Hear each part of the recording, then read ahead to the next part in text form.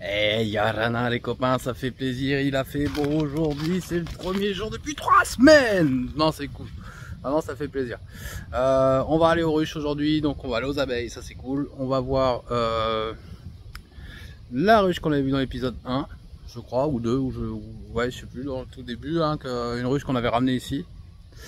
Dans laquelle on avait introduit une reine fécondée. On va aller voir si la population est suffisante, si elle arrive à pondre suffisamment pour se débrouiller, en fait, si elle vit sur ses abeilles ou s'il n'y a que encore des vieilles et s'il faut pas lui remettre un cadre de couvain naissant.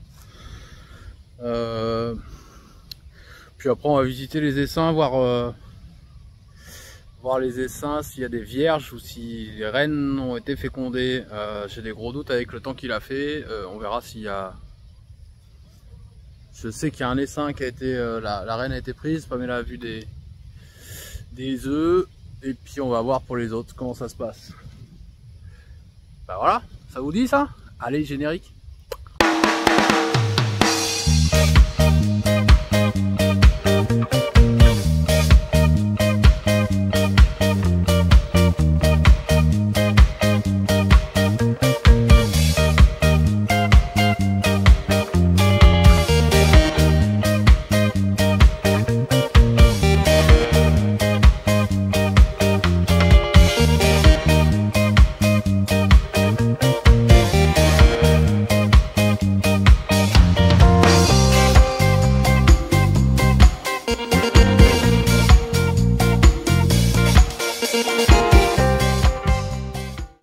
J'espère que ça a été chez vous. Chez nous, comme vous voyez, il y a des feuilles, il y a des trucs qui sont tombés autour. J'essayais de faire des plans drone, là je sais pas si j'aurai le temps de faire des plans drone. S'il fait beau, je vous fais des plans drone pour aller voir les bananiers là-bas. On a des bananeries qui se sont couchées, enfin c'était quand même assez folklore. Grosse solidarité avec les copains de Tahiti là-bas, là, ils ont ramassé grave les inondations, elles ont été, ça a été une catastrophe à Tahiti. On est de tout cœur avec vous les copains là-bas, on est content, il n'y a pas eu de victimes quand même, c'était pas gagné cette affaire là, mais assez intense les épisodes de pluie. Ici à Raiatea, faut imaginer qu'il a plu 3 mètres d'eau, non, 300 litres d'eau par mètre carré en 24 heures. Et sur Tahiti, c'était 100 litres d'eau par mètre carré en 12 heures. Mais c'est vrai qu'à Tahiti c'était quand même dramatique. Bref, c'est pas l'objet de la vidéo, je vais pas faire 10 minutes là-dessus. Allez, c'est parti les copains. On va aux abeilles. Enfin. Ça doit être... Oh non, on met de l'herbe, hein. Vous l'avez déjà dit ça.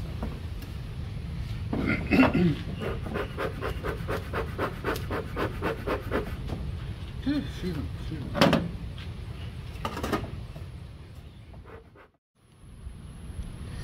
Allez, c'est parti. Donc celle-ci, c'est celle qu'on avait vue dans l'épisode 1, je crois. Et donc on lui avait mis une reine fécondée dedans. Donc on va aller voir. Pamela a été visitée, elle m'a dit que a priori c'était très faiblard.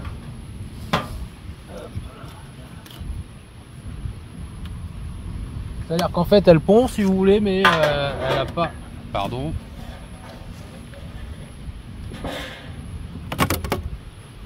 voilà, il n'y a pas beaucoup de monde. Si vous voulez, la reine pond, mais elle n'a pas la population pour élever plus d'abeilles. Donc on va voir si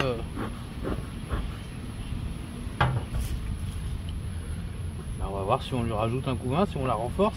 Alors si vous devez rajouter un couvain dans ces cas-là, ne rajoutez pas de couvain ouvert, c'est-à-dire des œufs ou des larves. Rajoutez du couvain fermé. Je sais pas si vous voyez quelque chose. Bah, on voit, c'est pas pris en compte, il n'y a personne sur le cadre là.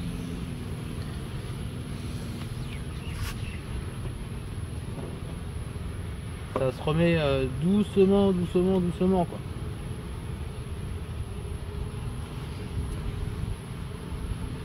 Il y a du nectar, ça y a pas de problème, hein, mais je sais pas si on voit. Voilà.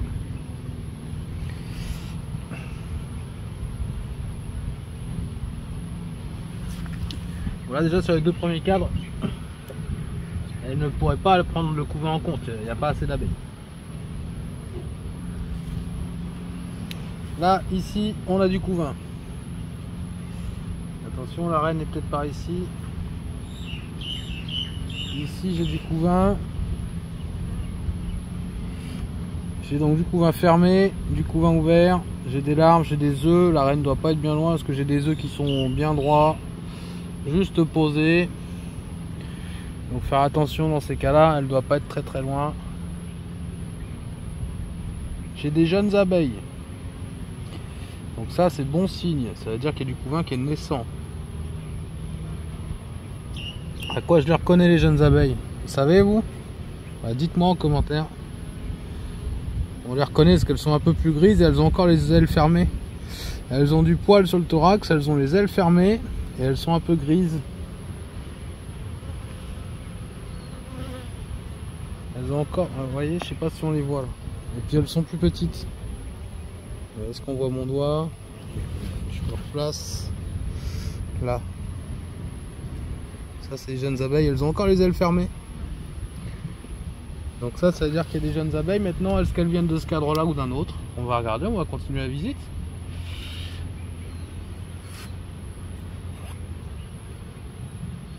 Je fais juste gaffe à ma reine quand même parce que il manquerait plus que ça. Et là.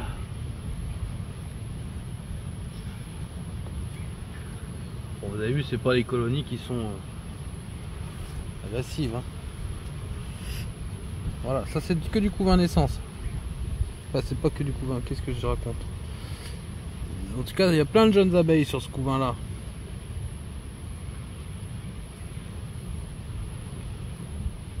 Elles sont toutes petites, on le voit, hein, regardez, ça se voit bien. Je mets là celle-là, voilà. Celle-ci, et puis là une vieille à côté. J'essaierai de faire un arrêt sur image.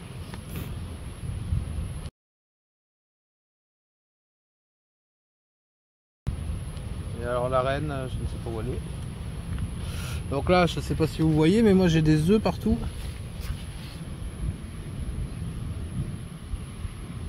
Je sais pas si on voit bien. Si on les voit. Voilà, j'ai des œufs, tout est pondu. Ouais, ça va aller. Hein. Elle va mettre un peu de temps, mais. Ah, c'est bon. Hein. Regardez, c'est couvain naissant. Donc ça y est, elle va commencer. Couvain naissant, regardez, on voit les naissances d'abeilles. Je sais pas si on les voit.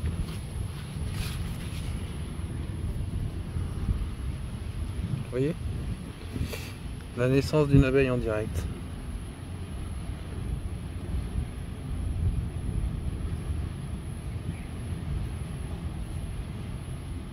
Allez ma grande, tu peux le faire. Allez bébé, tu peux sortir. N'aie pas peur, c'est un monde de brut, mais tu peux le faire. Ouais, dans le coup, je disais, moi quand je vois ça, ça m'inquiète pas trop. Ça c'est, voilà, tout ce cadre là, il va naître. Elle va se rebooster. Hein. Donc là, elle est déjà, ce qui m'inquiète, ce qui fait dire que ça m'inquiète pas trop, c'est qu'elle est sur ses abeilles. Vous voyez? Elle est sur ses abeilles. C'est-à-dire que c'est ça, c'est les œufs que la reine fécondée a pondus il y a 21 jours. Elle a de la réserve, elle a du pollen, elle a plein de jeunes, elle a pas mal de vieilles. Là c'est donc pollen, c'est toujours le cadre de réserve à gauche. Hop là, pardon. Mais ça c'est parce que vous vous endormiez là, c'est pour vous réveiller un peu, ça vous fait pas de mal. Et par contre j'ai pas vu la princesse. C'est con, j'aimerais bien la voir. Non, moi je vais pas la rebooster, elle va être, elle est sur ses abeilles là. Regardez, tout ça c'est des cadres naissants des deux côtés. C'est une question de jour pour que la population elle explose. Et à partir de là, elle va commencer à reprendre en compte. Elle va commencer à grossir la population et donc elle va. Quand vous faites un essaim, il y a toujours une période où. Pardon, vous m'excusez, hein, je fais des petites pauses parce que je suis fatigué. Voilà, ça c'est encore un cadre d'œuf et de larve. Donc ça c'est un cadre qui dans une vingtaine de jours, pareil, il va exploser.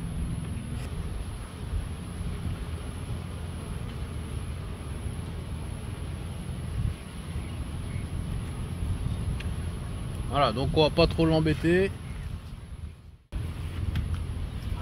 Ouais, ça fait 3 semaines qu'on n'a pas pu aller aux ruches, donc là ça fait plaisir. Alors celle-là, pour rappel, c'est 2 corps Langstroth l'un sur l'autre.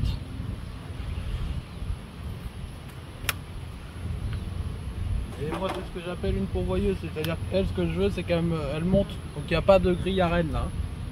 Donc là la reine elle a pondu dans les 2 corps.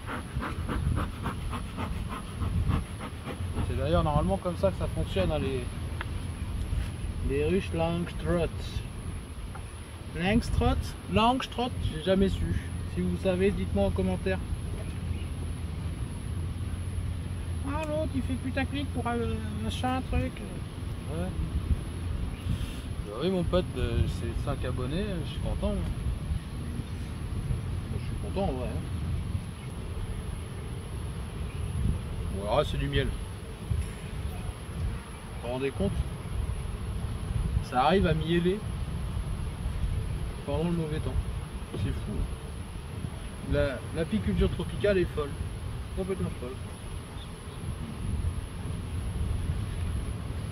Moi j'espère que les copains en métropole vous commencez les visites de printemps. J'espère pour vous hein. Ah peut-être pas, c'est un peu tôt là, on est quoi enfin... c'est le 14 février aujourd'hui là. Ouais ça miel quoi. Putain j'y crois pas elle miel. J'y crois pas elle miel. Elle mériterait que je mette une hausse. Ça c'est en cours de construction. Elle me gonfle les cadres. Putain j'y crois pas. Oh non. Elle miel.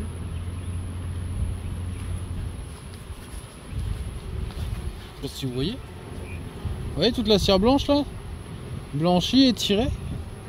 Elle est en train de gonfler les crades et elle met du miel, il y a du miel partout. C'est fou hein.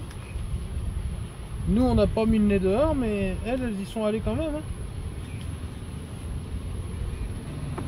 Ah oui il y a tous les sceptiques qui se demandent les mecs qui se demandent mais ça construit pas si tu mets un cadre vide. Bah si tu mets un cadre vide ça fait ça. Voilà ça. Oh pardon. Voilà, vous voyez si vous mettez un cadre vide ça fait ça. Et donc à la fin ça me fera des cadres normaux. Le gros problème de ça c'est, voilà, c'est ça. Le gros problème, ça dépend où vous vous placez, c'est toujours pareil. Mais le problème ça va être qu'elles vont mettre du mâle un peu partout. Après j'ai entendu dire que le mâle elle pouvait le transformer en femelle, enfin en ouvrière, en cellule d'ouvrière. Que les cellules de mâle elle pouvait les transformer en cellules d'ouvrière. C'est pas quelque chose que j'ai vu. Parce que moi pour l'instant les cellules de mâle quand c'est la trêve apicole ici là elle me laisse ça en cellule de mâle. Elle s'en fiche. Bon moi j'ai encore des œufs, la reine est dans le coin, par contre ça miel, c'est fou.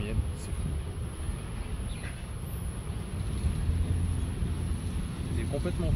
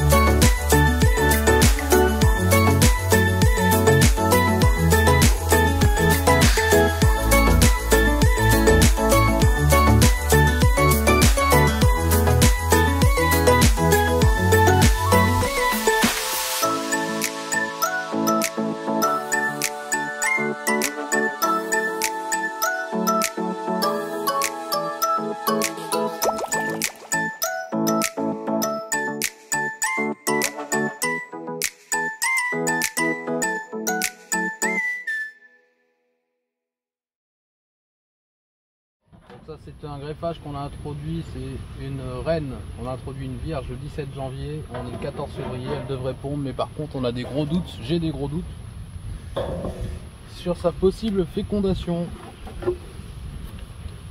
Parce qu'effectivement, avec le mauvais temps, je ne suis pas sûr qu'elle ait réussi à se faire féconder. Alors là-bas, sa frangine, elle a réussi à se faire féconder, je ne vais pas vous la montrer. Hein. Enfin, je peux vous la montrer, mais ça sert à rien, ça a marché, c'est pas drôle. Ce qui est drôle, c'est ce qui n'a pas marché. Celle-ci, a priori, je ne sais pas encore si ça n'a pas marché d'ailleurs.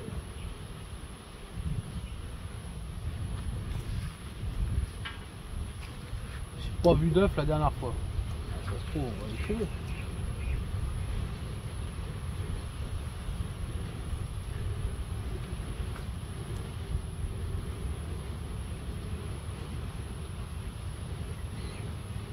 C'est bizarre, c'est tout propre.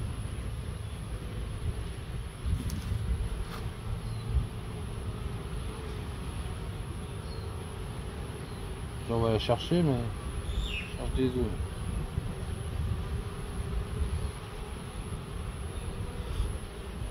Voilà, on va passer vite, je sais pas si vous voyez bien, je suis bien cadré. Ouais, c'est pas mal.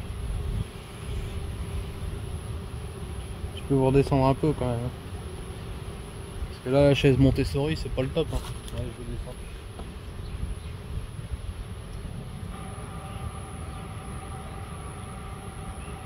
Ok, dites-moi si vous êtes bien installé en commentaire. Vous êtes où, dans le canapé là? Hop, je peux fumer. Hop, c'est un peu agité. Oh, ça va. C'est pas la folie. Hein. Pour info, il est 17h30. Hein, donc, la nuit va bientôt tomber ici. Hein. 17h30. Là, j'ai que du nectar. C'est fou, ça miel. Pendant les grosses intempéries, ça a mielé quoi. Enfin là, elles ont tout le cul en l'air. Là, il manque une matriarche là-dedans. Ah, j'ai des ébauches, on dirait que soit que ça veut élever ou... Mais elles ont plus qu'il faut pour élever. Donc là, ce qu'il faudrait, c'est que je chope un cadre quelque part. Alors là, ce cadre là, c'est toujours celui-ci qui te saute dessus. Hein, pour moi, j'ai remarqué, dites-moi d'ailleurs si vous avez remarqué pareil. Pour moi, c'est le cadre où il y a les butineuses. Moi, j'ai remarqué, c'est toujours celui-ci où ça... Voilà. Hop, ça court dans tous les sens. Elle est là. Elle est là, c'est une vierge. Allez, je vous la montre. Que j'essaye de vous la montrer. Voilà, elle court partout. Allez, je la laisse tranquille. Je la laisse tranquille. Elle n'a pas été se faire féconder. Sûrement à cause du mauvais temps.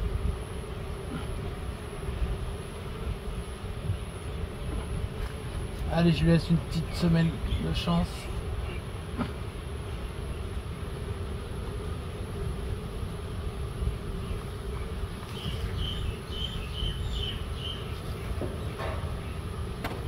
Bon, si dans une semaine il s'est rien passé, par contre là, allez, hop là. Allez, rentrez un peu chez vous. Je vous fais pas de dessin quoi.